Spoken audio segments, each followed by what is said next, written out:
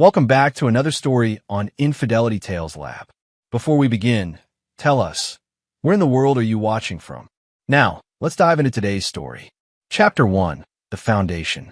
Jared Atkinson had built his life like he built houses, with precision, dedication, and an unwavering commitment to excellence. At 38, he owned the most successful construction company in Cedar Falls, employing over 200 people and completing projects across 3 states. His calloused hands told the story of a man who started from nothing, working his way up from a day laborer to a millionaire contractor. 15 years ago, he'd married Angela Moody, the beautiful daughter of the town's former mayor. Angela, now 35, had been the catch of Cedar Falls, blonde, ambitious, and from a family with old money that had long since dried up. The Moody name still carried weight, but the bank accounts had been empty for a generation. Their marriage had seemed perfect to outsiders. Angela played the role of the successful businessman's wife flawlessly, organizing charity events and maintaining their sprawling estate on Maple Ridge. But Jared noticed the changes over the years, the coldness that crept into her touch, the way she'd disappear for hours without explanation, the expensive purchases that didn't match any occasion. Their son, Trevor Atkinson, was 14 and the light of Jared's life. The boy had inherited his father's work ethic and his mother's intelligence, excelling in both academics and sports. Jared coached Trevor's baseball team, and they spent every weekend working on projects in the garage, a tradition that Angela had long since stopped participating in. The pregnancy had been a surprise. After 14 years of marriage and multiple miscarriages, they'd assumed Trevor would be their only child. Angela's announcement 6 months ago had been met with mixed emotions. Jared was thrilled, while Angela seemed distant and anxious.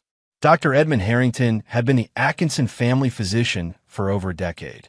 A man in his 60s with graying temples and kind eyes. He delivered several babies in Cedar Falls and was known for his gentle bedside manner. He'd been monitoring Angela's pregnancy closely, given her history and age. As Jared sat in the waiting room of Harrington's practice, he reflected on how different this pregnancy felt from when Angela carried Trevor. She'd been glowing then, excited about every milestone. This time, she seemed burdened, often staring off into space with a worried expression she claimed was just hormonal anxiety. Chuck Lake, Jared's business partner and best friend since high school, had noticed the changes too. Chuck managed the financial side of Atkinson Construction while Jared handled operations. He'd mentioned seeing Angela around town at odd hours, always checking her phone with a secretive smile that didn't reach her eyes. "Something's not right with her, man," Chuck had said just last week over their usual Friday beer. Sarah saw her at the coffee shop on Main Street, deep in conversation with some guy she didn't recognize. When Sarah waved, Angela practically jumped out of her skin. Jared had dismissed it then, but the seed of doubt had been planted. Angela's behavior had become increasingly erratic, coming home late from shopping trips with no bags, taking phone calls in private, and showing little interest in preparing for the baby's arrival. The morning of the appointment, Angela had been unusually quiet.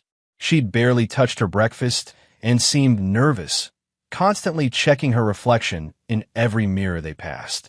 When Jared suggested they grab lunch after the appointment to celebrate their healthy baby, she'd simply nodded without enthusiasm. Now, as he waited for her to emerge from the examination room, Jared tried to push away the nagging feeling that something was terribly wrong. He'd built his success on trusting his instincts, and every instinct was screaming that his perfectly constructed life was about to crumble. Chapter 2, The Web of Deception. Dr. Harrington's examination room felt smaller than usual as Angela lay on the table, her shirt pulled up to expose her rounded belly. The gel felt cold against her skin, but not as cold as the fear running through her veins. She'd been dreading this appointment for weeks, knowing that modern ultrasound technology would reveal what she'd been desperately trying to hide. The affair had started innocently enough 8 months ago. Marcos Jennings was a smooth-talking real estate developer from the state capital, 32 years old with dark hair and a charming smile that had caught Angela's attention at a charity fundraiser. Unlike Jared, who was always covered in construction dust and talked about building codes and job sites, Marcos wore expensive suits and spoke of international investments and luxury developments. Angela had felt trapped in Cedar Falls for years. While Jared was content building his empire in their small town, she'd always dreamed of something bigger. City life, sophisticated social circles, and the kind of wealth that bought respect rather than earned it through calloused hands and honest work. Marcos had pursued her relentlessly after that first meeting. Expensive flowers arrived at the house when Jared was at work. Text messages filled with poetry and promises of a life beyond the confines of small-town America. He'd rented a luxury suite at the Grandview Hotel, 40 minutes outside town, where they'd meet twice a week for passionate encounters that made Angela feel alive in ways she'd forgotten. The pregnancy had been an accident, a moment of carelessness when passion overrode common sense. By the time Angela realized what had happened, it was too late for the quiet solution she'd initially considered. The timeline was wrong, dangerously wrong. She'd been with Marcos 3 weeks before the last time she'd been intimate with Jared. Dr. Harrington moved the ultrasound wand across her belly, his expression becoming increasingly troubled as he studied the monitor.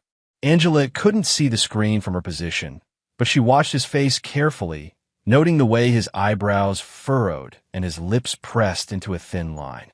"Is everything all right?" she asked, trying to keep her voice steady. The doctor didn't answer immediately. He was calculating dates in his head, cross-referencing the baby's development with the conception timeline Angela had provided months ago. The measurements were off, significantly off. This baby was conceived at least 3 weeks earlier than Angela had claimed.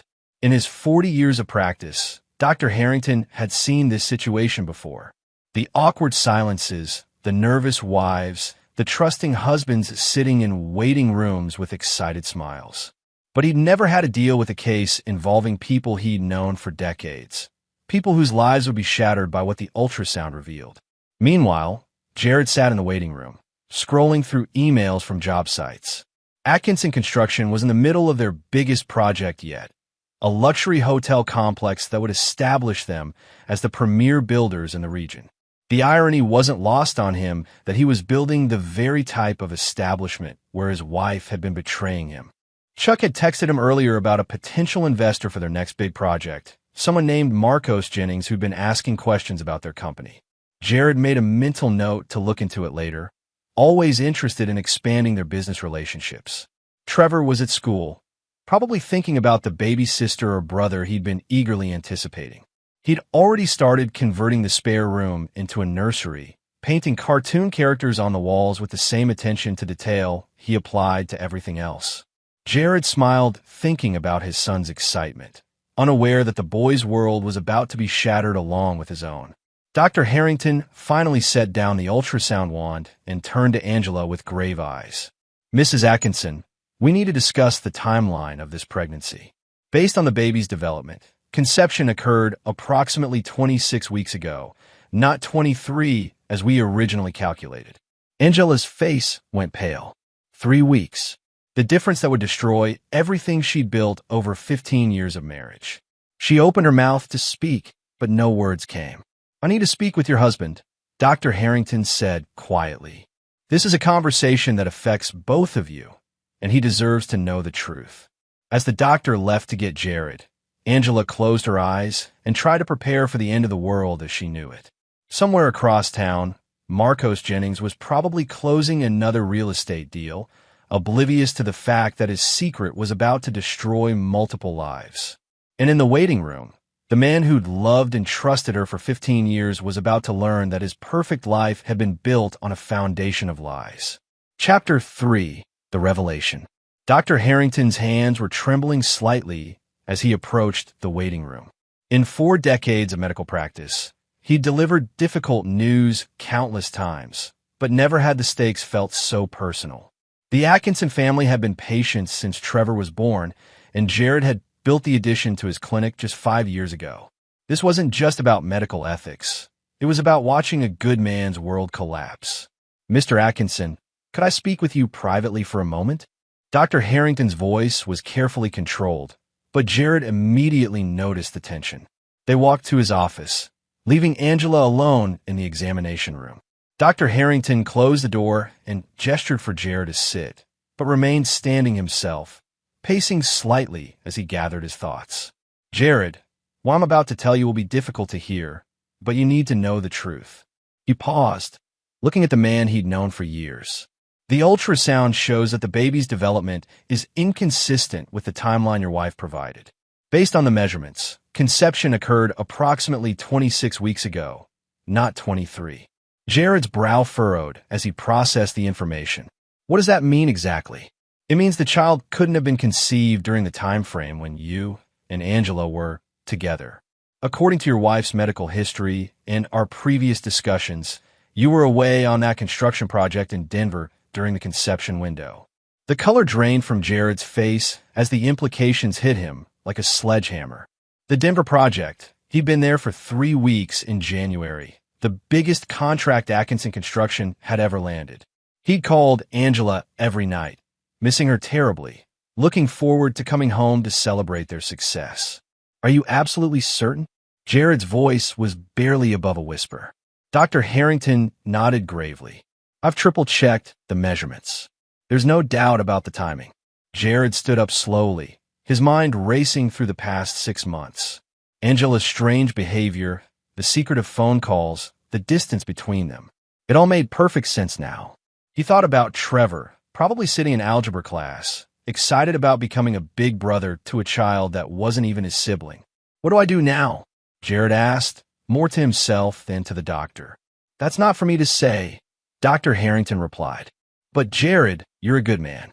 You deserve better than this. Whatever you decide to do, you need to protect yourself and Trevor. As they walked back toward the examination room, Dr. Harrington's advice echoed in Jared's ears. Leave this hospital now and file for divorce. The words had come out before he could stop them, spoken from the heart of a man who'd watched too many good people suffer from betrayal. But Jared Atkinson was not a man who made rash decisions. As they approached the door, he was already calculating, planning. Angela was still lying on the examination table, staring at the ceiling with tears in her eyes. She knew. She'd known all along. Show me, Jared said to Dr. Harrington. Show me the ultrasound. Dr. Harrington hesitated, but turned the monitor toward Jared. There on the screen was undeniable proof, development measurements that corresponded to a conception date that made Angela's betrayal crystal clear. The baby was healthy and growing normally, but it wasn't his.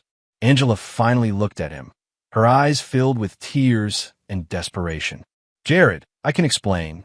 No, he said quietly, his voice carrying a coldness she'd never heard before. You can't. He studied the ultrasound for another moment, memorizing every detail. Then he looked at his wife, the woman he'd loved and trusted for 15 years, the mother of his son, the person who'd just destroyed everything he believed about his life. We're going home, Jared said, his voice eerily calm. We're going to have a conversation, and then you're going to tell me exactly who he is. Angela's face went white. Jared, please. Dr. Harrington, Jared interrupted, turning to the older man. Thank you for telling me the truth. Send me copies of everything, the ultrasound, the measurements, the timeline. Everything. As they left the hospital, Angela tried repeatedly to speak, but Jared remained silent. His mind was no longer focused on the betrayal itself. He'd already processed and accepted that reality. Instead, he was thinking about the future, about Trevor's stability, about his business, about the fact that somewhere in Cedar Falls, a man was walking around thinking he'd gotten away with destroying the Atkinson family. Jared Atkinson had built an empire through careful planning and methodical execution. He learned early in life that the key to success wasn't just working hard, it was working smart. As they drove home in silence, Angela crying softly in the passenger seat, Jared was already formulating a plan that would ensure justice was served in ways the legal system never could. The man who'd spent 15 years building a life was about to spend however long it took tearing down the lives of those who betrayed him. And unlike his construction projects, this demolition would be personal, permanent, and absolutely devastating. Chapter 4. The Hunter's Patience. That evening, Jared sat in his home office, a room lined with awards and photographs documenting 15 years of business success and family memories that now felt like elaborate lies. Angela had retreated to their bedroom, claiming a headache, while Trevor worked on homework in his room, blissfully unaware that his world had shifted off its axis. Jared opened his laptop and began what he did best: methodical research and planning. His first search was for Marcos Jennings, and it didn't take long to find information about Cedar Falls' newest predator. Jennings Development Group had a sleek website showcasing luxury properties across the state, with Marcos featured prominently as the charismatic CEO who brings dreams to life through visionary real estate development. The man was handsome in a polished way that Jared found immediately repulsive. All white teeth and expensive suits, the kind of person who'd never worked an honest day in his life. Marcos's LinkedIn profile showed him attending the same charity fundraiser where he'd likely met Angela, and his social media presence revealed a man who thrived on attention and luxury. Digging deeper, Jared discovered that Marcos was married to a woman named Samantha Jennings, a prominent attorney in the state capital. They had twin daughters, age 10, and live in $1 million home in the city's most exclusive neighborhood. The irony wasn't lost on Jared. This man was destroying multiple families simultaneously. Over the next week, Jared maintained his normal routine while secretly gathering intelligence. He told Chuck that Angela was having pregnancy complications that required rest, which explained her absence from social events and his own distracted demeanor. Chuck, ever loyal, handled extra responsibilities without question. Jared hired a private investigator named Paul Hines, a former police detective who specialized in infidelity cases. Paul was discreet and thorough, exactly what Jared needed. Within 3 days, Paul had documented Angela and Marcos's weekly meetings at the Grandview Hotel, complete with photographs and timestamps that painted a picture of calculated deception. The evidence was damning. Angela had been using money from their joint account to pay for the hotel room. She told Jared she was shopping or visiting her sister Muriel in the next town over, but instead was 40 minutes away in a luxury suite, playing house with a man who was lying to his own family just as thoroughly. But Jared wanted more than just evidence of the affair. He wanted to understand the full scope of the betrayal and ensure his response would be comprehensive and permanent. Through Paul's investigation, he learned that Marcos had been planning to leave his wife and move Angela to the state capital, where they'd start fresh with their child and Angela's settlement from the divorce. The plan revealed Angela's complete betrayal. She hadn't just been unfaithful, she'd been planning to destroy their family and take half of everything Jared had built to fund her new life with another man's child. The depth of the deception was staggering. Trevor remained oblivious, excitedly planning for his new sibling and working on the nursery. Watching his son's innocent enthusiasm was torture for Jared, but it also strengthened his resolve. Trevor deserved better than a mother who could lie so thoroughly and a stepfather who was equally dishonest. During this week of investigation, Angela grew increasingly nervous. She could sense Jared's emotional distance, but seemed to believe she could maintain the charade. She even had the audacity to ask him about paint color for the nursery, playing the role of devoted wife while continuing to meet Marcos twice weekly. Jared's respect for his wife evaporated completely as he watched her perform this elaborate deception. The woman he'd loved was revealed to be a skilled manipulator who could look him in the eyes and lie without hesitation. It was a side of Angela he'd never seen, and it disgusted him more than the affair itself. On Friday evening, exactly 1 week after the ultrasound revelation, Jared made his decision. He would not confront Angela yet. That would only force her and Marcos to become more careful or flee. Instead, he would execute a plan that would expose their betrayal publicly while ensuring they face consequences far beyond a simple divorce settlement. As he sat in his office, reviewing Paul's latest report, Jared felt something he hadn't experienced since building his first house: the satisfaction of a perfectly planned project about to come to fruition. Angela and Marcos had made the mistake of underestimating a man who'd built an empire through patience, intelligence, and unwavering determination. They were about to learn that Jared Atkinson was not the simple small-town contractor they'd assumed he was. He was a man with resources, connections, and most importantly, the ruthless focus to ensure that those who betrayed him would regret it for the rest of their lives. The hunting season was about to begin, and Jared Atkinson had never missed his target. Chapter 5. The Trap. 2 weeks after the ultrasound revelation, Jared was ready to spring his trap. He'd spent every moment planning meticulously, using the same attention to detail that had made Atkinson Construction the most successful building company in the region. But this time, instead of creating something, he was preparing to systematically destroy the lives of those who betrayed him. The key to Jared's plan was information Paul Hines had uncovered about Marcos's business practices. Jennings Development Group was heavily leveraged, with several projects dependent on continued investor confidence. More importantly, Marcos had been cutting corners on environmental regulations and safety standards, violations that could result in criminal charges if properly documented and reported. Jared's first move was strategic and seemingly innocent. He arranged a business meeting with Marcos under the pretense of discussing a potential partnership. Atkinson Construction's reputation in the region made them an attractive partner for any developer, and Marcos eagerly agreed to meet.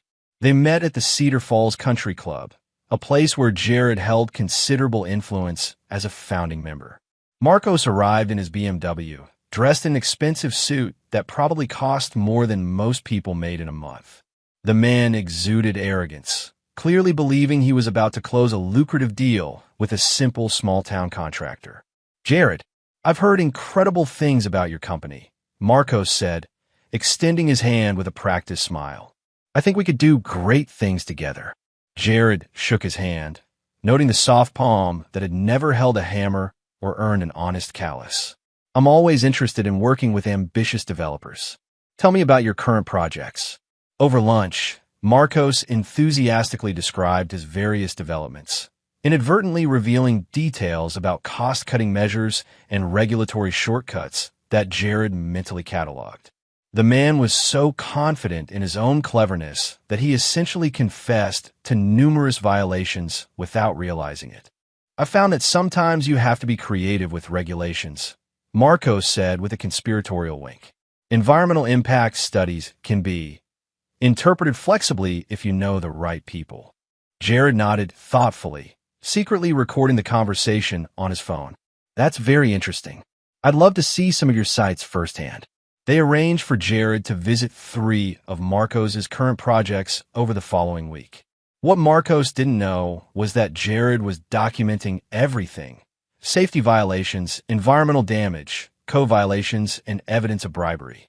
Each site visit provided more ammunition for the eventual legal destruction of Jennings Development Group.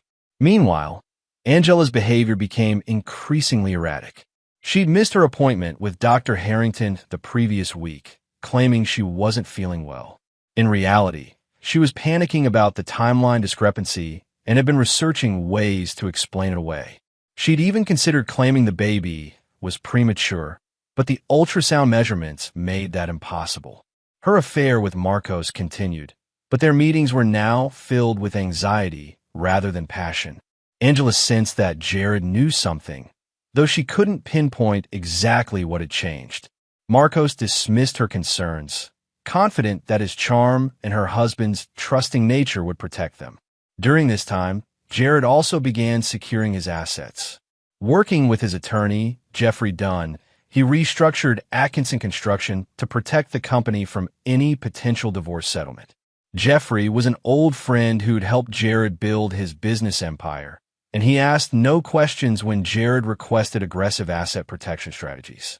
"Jared, if you're concerned about liability issues, we can create a more complex corporate structure," Jeffrey suggested during one of their meetings. "Do it," Jared replied. "I want everything protected. The house, the business, Trevor's college fund, everything." Trevor remained a bright spot in Jared's increasingly dark world. The boy continued working on the nursery, painting cartoon characters with the same precision his father applied to construction projects. Watching his son's innocent excitement was both heartbreaking and motivating for Jared. Trevor deserved protection from the chaos that was about to erupt.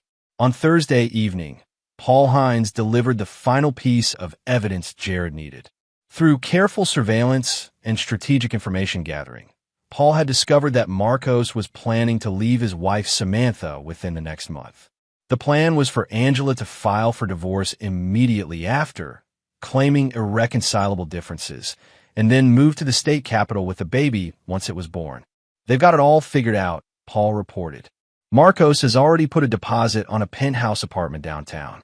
Angela's been researching divorce attorneys who specialize in high-asset cases. They think they're going to walk away with half of everything you've built." Jared smiled coldly as he reviewed the surveillance photos showing Angela and Marcos at the Grandview Hotel earlier that week. They're about to learn that some plans don't survive contact with reality. That night, as Angela slept beside him, Jared finalized his strategy. He would reveal his knowledge of the affair in a way that would maximize damage to both betrayers while protecting himself and Trevor. The timing would be crucial. He needed to coordinate multiple moving parts to ensure neither Angela nor Marcos could escape the consequences of their actions. Phase 1 had been intelligence gathering. Phase 2 had been evidence collection and asset protection. Phase 3, which would begin the following Monday, was total war. And Jared Atkinson had never lost a war he'd chosen to fight. Chapter 6, The Reckoning. Monday morning arrived with unseasonable warmth for October, as if the universe itself was conspiring to make this perfect day for destruction. Jared woke before dawn, as he had every morning for the past 3 weeks, but today felt different. Today, the planning phase ended and the execution phase began. At 7 a.m., while Angela was still sleeping and Trevor was getting ready for school, Jared made his first call. He contacted the State Environmental Protection Agency and reported the violations he'd documented at Marcos' construction sites. The evidence was comprehensive: photographs, recorded conversations, and documentation of illegal dumping and safety violations that put both workers and the public at risk. His second call was to the Internal Revenue Service. Marcos had been bragging about tax strategies that crossed the line into fraud, and Jared had carefully documented every detail. The IRS took such reports seriously, especially when accompanied by substantial evidence. The third call was to Samantha Jennings, Marcos' unsuspecting wife. Jared had debated this decision, but ultimately decided she deserved to know the truth about her husband's double life. "Mrs. Jennings, my name is Jared Atkinson. I have information about your husband that you need to know. Could we meet for coffee this morning?" Samantha's voice was cautious but curious. "I'm not sure what this is about, Mr. Atkinson. Your husband is having an affair with my wife, and they're planning to leave their families. I have extensive documentation, and I thought you should see it before making any decisions about your future." The silence on the other end lasted nearly 30 seconds before Samantha spoke again. "What kind of documentation?" They arranged to meet at a coffee shop near Samantha's law office. Jared brought copies of everything: surveillance photos, hotel receipts, text messages that Paul had obtained through various means, and the ultrasound that proved Angela was carrying Marcos' child. Samantha Jennings was an impressive woman, intelligent, composed, and clearly devastated by the evidence, but determined to handle the situation professionally. As a family law attorney, she understood the implications immediately. "This is comprehensive," she said, reviewing the documents. "You've essentially built an airtight case against both of them." "That was the intention," Jared replied. "Your husband has been planning to leave you for my wife. They think they're going to take half of everything I've built to fund their new life together." Samantha's eyes hardened. "Not if I file first. Marcos doesn't know that I've been documenting his suspicious behavior for months, combined with your evidence." They spent the next hour coordinating their strategies. Samantha would file for divorce that afternoon, seeking full custody of their daughters and requesting forensic accounting of all Marcos' business dealings. Her legal connections would ensure the process moved quickly and aggressively. Meanwhile, Angela was at Dr. Harrington's office for a rescheduled appointment she couldn't avoid any longer. The doctor had insisted on seeing her after she'd missed the previous week's visit. She sat nervously in the waiting room, unaware that her world was already beginning to collapse around her. At noon, Jared returned home to find Angela in the kitchen, preparing lunch with nervous energy. She looked up as he entered, attempting a smile that didn't reach her eyes. "How was your morning?" she asked, her voice artificially bright. "Productive," Jared replied, setting his briefcase on the counter. "We need to talk." Something in his tone made Angela freeze. She'd been dreading this conversation for weeks, but had hoped she could maintain the charade until the baby was born and she could execute her escape plan with Marcos. "What about?" she asked, though she already knew. Jared opened his briefcase and removed a manila folder. He spread its contents across the kitchen table: surveillance photos, hotel receipts, ultrasound images, and documented evidence of Angela's affair. The evidence was overwhelming and undeniable. Angela's face went white as she stared at the photographs of herself and Marcos at the Grandview Hotel. "Jared, I can explain." "No," he said quietly. "You can't, because there is no explanation that justifies what you've done to our family." He sat down across from her, his voice remaining calm and controlled. "I know about Marcos Jennings. I know about your weekly meetings at the Grandview Hotel. I know that the baby you're carrying is his, not mine. And I know about your plan to divorce me and move to the state capital with my money." Angela began crying, but Jared felt no sympathy. The woman sitting across from him was a stranger who'd systematically destroyed 15 years of marriage and trust. "I also know," he continued, "that you've been planning this for months. The hotel receipts go back to January, when I was in Denver closing the biggest deal of my career. While I was working 18-hour days to secure our future, you were planning to destroy it." "Jared, please," Angela sobbed. "It's not what you think." "It's exactly what I think," he replied. "But here's what you don't know. As of this morning, Marcos Jennings is facing federal environmental violations charges, IRS fraud investigations, and a divorce filing from his wife, who now has all the evidence of his affair. His business will be destroyed, his assets frozen, and his reputation ruined." Angela's crying stopped as the implications hit her. "What did you do?" "I protected my family and ensured that the people who betrayed us faced appropriate consequences," Jared said. "Marcos won't be taking care of you or your baby. He'll be lucky if he's not in federal prison." As if on cue, Angela's phone buzzed with a text message from Marcos. "Emergency. Need to talk immediately. Everything's falling apart." Jared watched his wife read the message, seeing the exact moment when she realized that her carefully planned escape route had been completely eliminated. The man she'd betrayed her family for was about to become a liability rather than a salvation. "Pack your things," Jared said, standing up.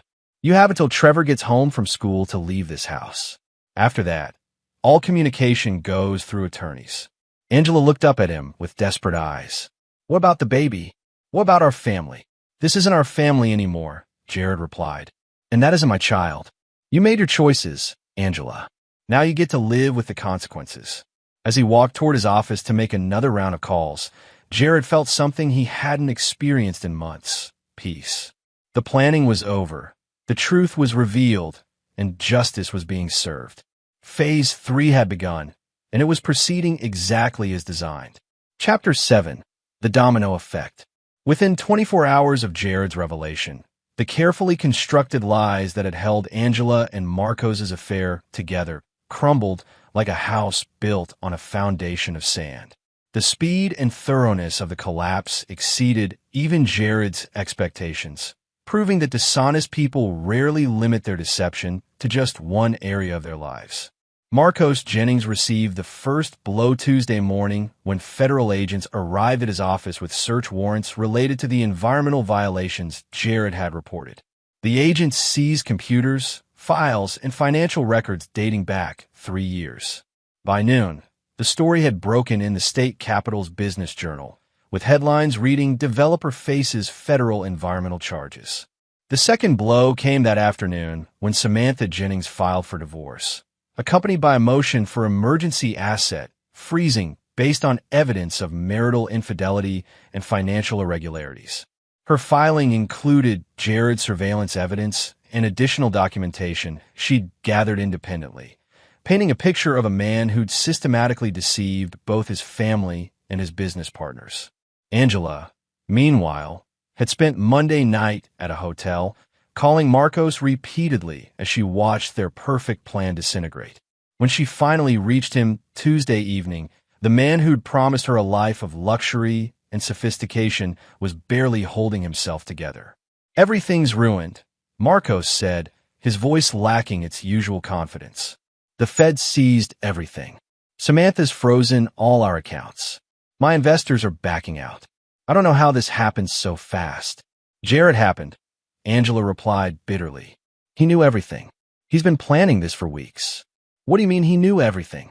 Angela explained the ultrasound revelation and Jared's methodical investigation. As she spoke, Marcos realized the scope of the trap that had been set for them. The simple contractor he'd dismissed as an easy mark had orchestrated their destruction with precision that would have impressed a military strategist. "We need to figure this out," Marcos said, but his voice lacked conviction. "Maybe we can." "There is no we anymore," Angela interrupted. "You're about to lose everything, and I'm pregnant with your child. How exactly are you going to take care of us now?" The conversation ended with Marcos hanging up, leaving Angela alone in a hotel room, surrounded by the wreckage of her choices. The man she betrayed her family for had revealed himself to be exactly what Jared had always been, but in reverse. Where Jared was reliable, Marcos was weak. Where Jared was principled, Marcos was selfish. Where Jared fought for his family, Marcos abandoned his responsibilities at the first sign of trouble. Wednesday brought more devastating news for both betrayers. The IRS announced a full audit of Jennings Development Group, with potential criminal charges pending. 3 major investors pulled out of Marcos's projects, citing reputational concerns. His business lawyer informed him that the company would likely be forced into bankruptcy within 60 days. For Angela, the reality of her situation became increasingly clear. Her sister Muriel refused to let her stay at her house, disgusted by Angela's betrayal of Jared and Trevor. Her parents, the once proud Moody family, were mortified by the scandal and offered only cold disapproval rather than support. Chuck Lake, meanwhile, proved his loyalty to Jared by ensuring that word of Angela's affair spread through Cedar Falls' tight-knit business community with surgical precision. By Wednesday evening, everyone who mattered knew exactly what had happened and where the blame lay. Public opinion was overwhelmingly supportive of Jared and contemptuous of Angela's betrayal. Trevor handled the news with the same maturity he applied to everything else, though Jared could see the pain in his son's eyes. "Is Mom ever coming home?" the boy asked Wednesday night as they worked on a new project in the garage, building a bookshelf for Trevor's room to replace the nursery decorations he'd removed himself. "No," Jared replied honestly, "but we're going to be fine. We've always been a good team, and that's not going to change." "I'm sorry about the baby," Trevor said quietly. "I was really excited about being a big brother." Jared put down his tools and looked at his son, the one part of his marriage that had been genuine and valuable. "You're going to be a great big brother someday, when the time is right. This isn't about you, Trevor.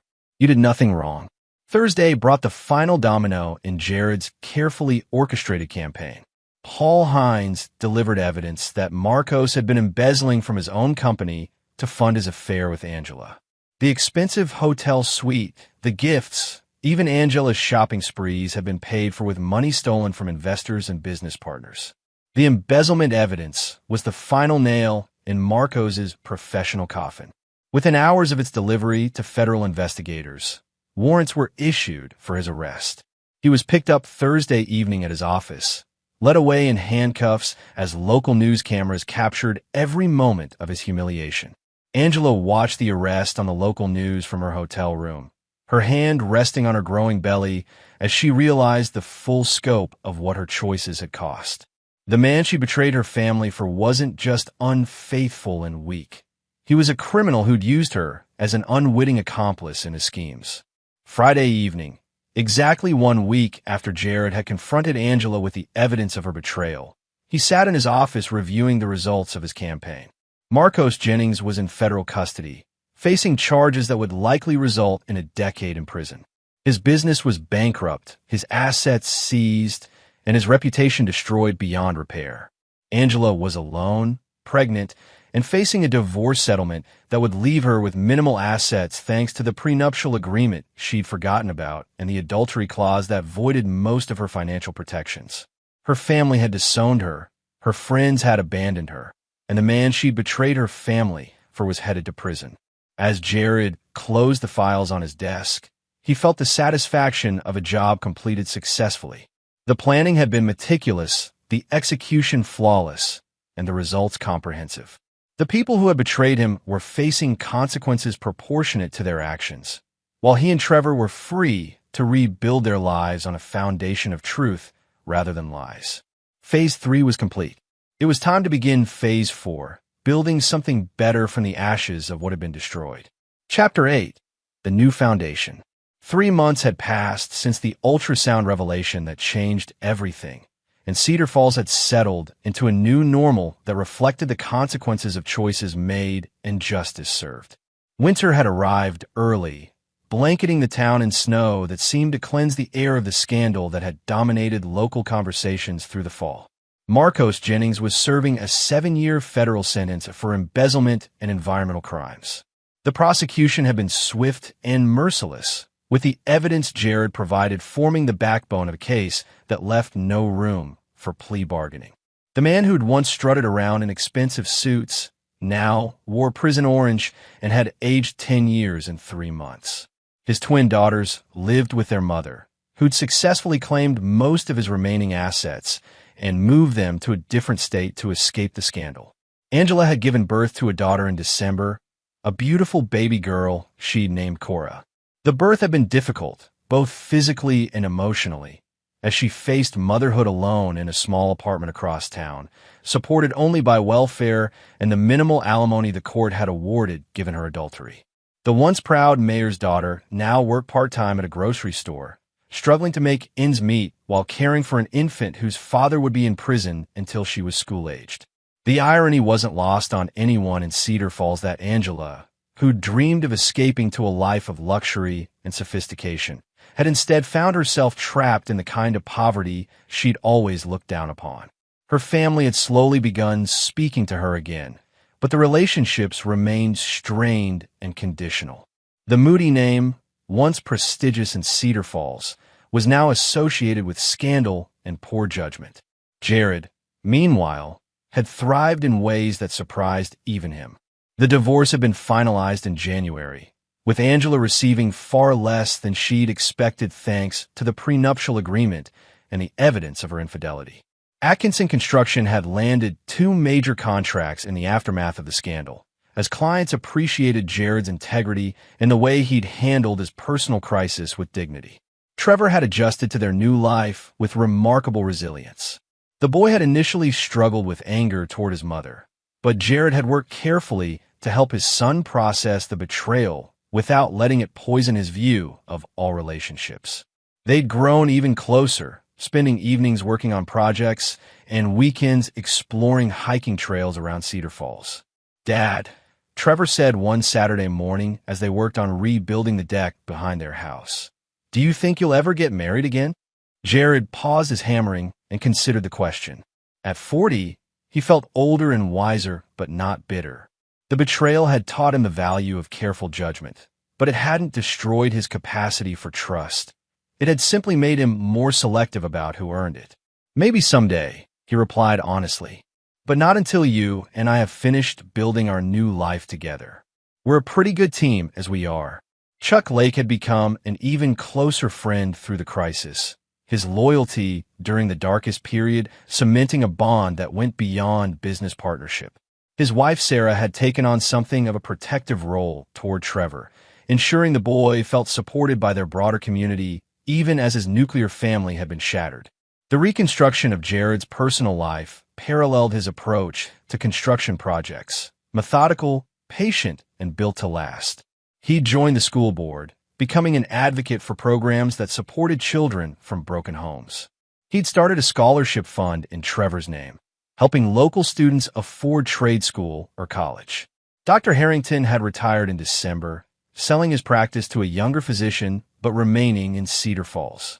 He occasionally joined Jared for coffee, and their conversations often touched on the ethical challenges of truth-telling and the unexpected ways that honesty could lead to justice. "You did the right thing," the old doctor had said during one of their conversations. "It took courage to tell you the truth, but it would have been worse for everyone if I'd stayed silent." Including Angela, Jared had replied. Living a lie was destroying her, even if she couldn't see it. The truth gave her a chance to face reality and maybe become a better person. By spring, Angela had indeed begun showing signs of personal growth, though it came at a tremendous cost. The struggle of single motherhood and financial hardship had stripped away the entitlement and superficiality that had characterized her personality for years.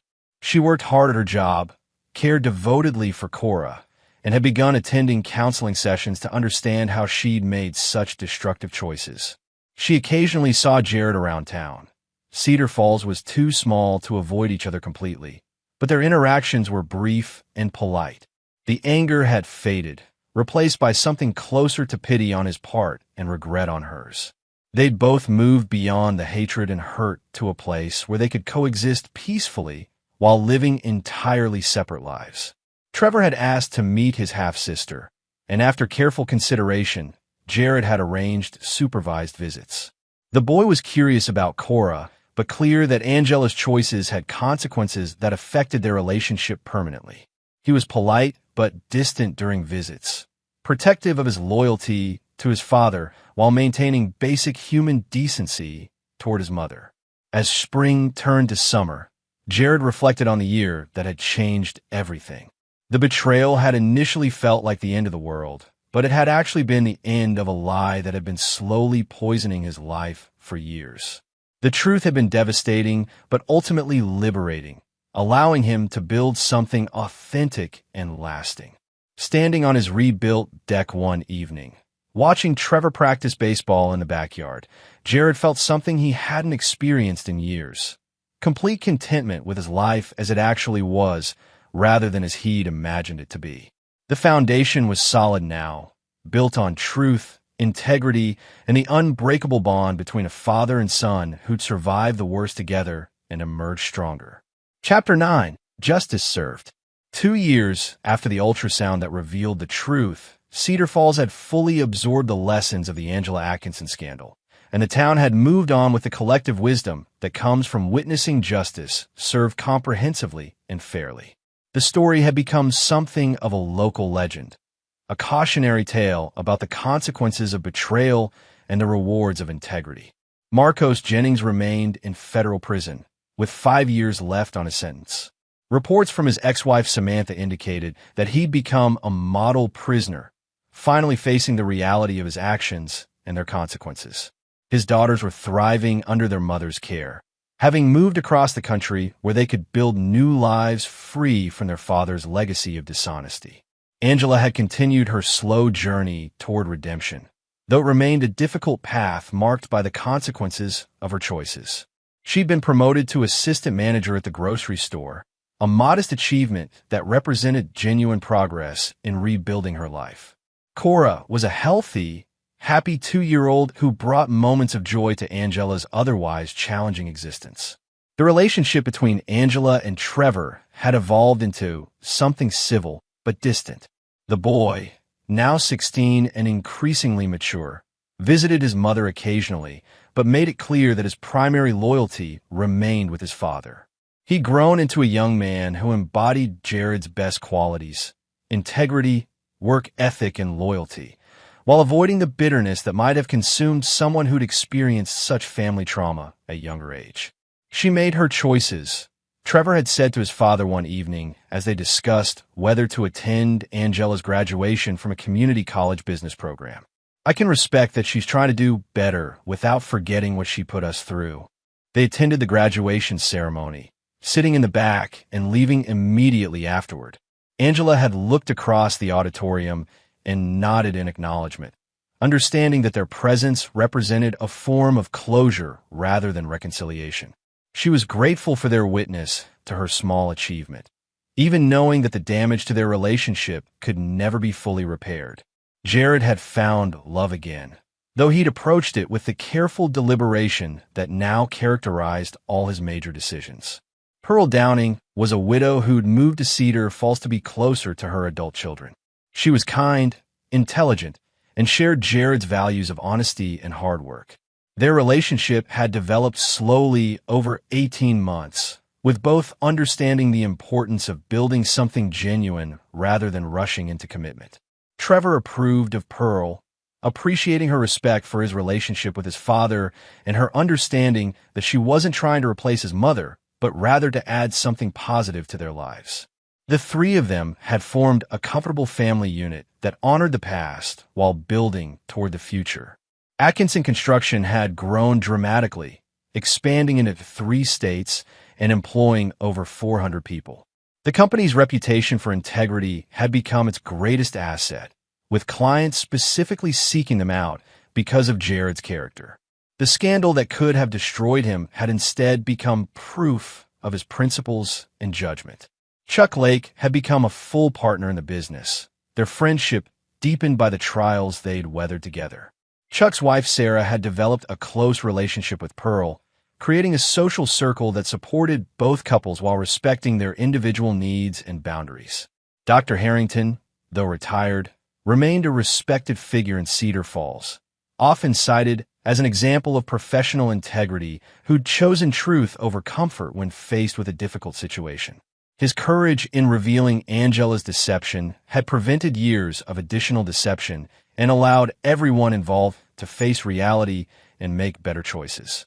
Paul Hines, the private investigator who'd helped Jared gather evidence, had become something of a local celebrity, with other betrayed spouses seeking his services based on his thorough and professional work on the Atkinson case. He developed a reputation for discretion and competence that made him the go-to investigator for sensitive family matters throughout the region. On a warm Saturday evening in June, exactly 3 years after the ultrasound revelation, Jared stood on his deck. The same deck he'd rebuilt during the darkest period of his life, surrounded by the people who'd proven their loyalty and worth. Chuck and Sarah were there with their children. Pearl was helping Trevor prepare for his senior year of high school. Jeffrey Dunn, his attorney, had stopped by with his family for the barbecue that had become an annual celebration of survival and renewal.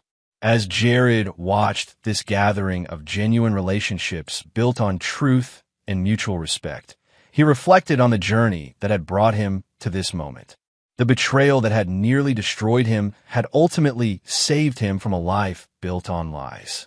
The pain that had seemed unbearable had led to growth and wisdom he wouldn't have gained any other way. Any regrets? Pearl asked, joining him at the deck railing as the sun set over Cedar Falls. Jared considered the question seriously, as he did all questions about the past 3 years. About trusting too much initially? No. About how I handled the truth when I learned it? No. About the consequences that followed? No. He looked across the yard, where Trevor was showing Chuck's youngest son how to properly swing a baseball bat, the same patient instruction Jared had received from his own father decades ago. The cycle of positive influence continued, unbroken by the betrayal that had threatened to poison everything good in his life. The only regret I have, Jared continued, is that it took a crisis to show me the difference between the life I thought I wanted and the life I actually needed. But even that wasn't really a mistake, it was education. As the evening wound down and their friends departed, Jared felt the deep satisfaction that comes from surviving the worst and building something better from the wreckage. Angela and Marcos had paid the full price for their betrayal, not through revenge, but through the natural consequences of their choices and the justice that follows when truth replaces lies. The foundation was solid now, built on bedrock rather than sand.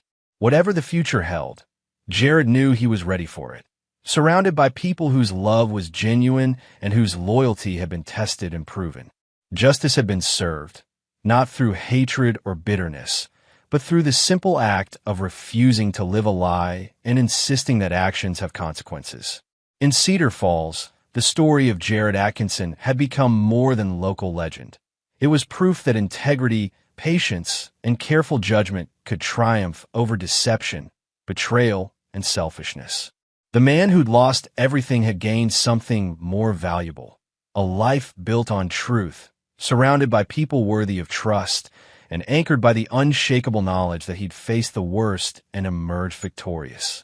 The ultrasound that had revealed the lie had ultimately delivered the truth that set everyone free. And in the end, that truth had been worth every moment of pain it had cost to uncover. And there you have it. Another story comes to an end. What did you think? I'd love to hear your thoughts in the comments below.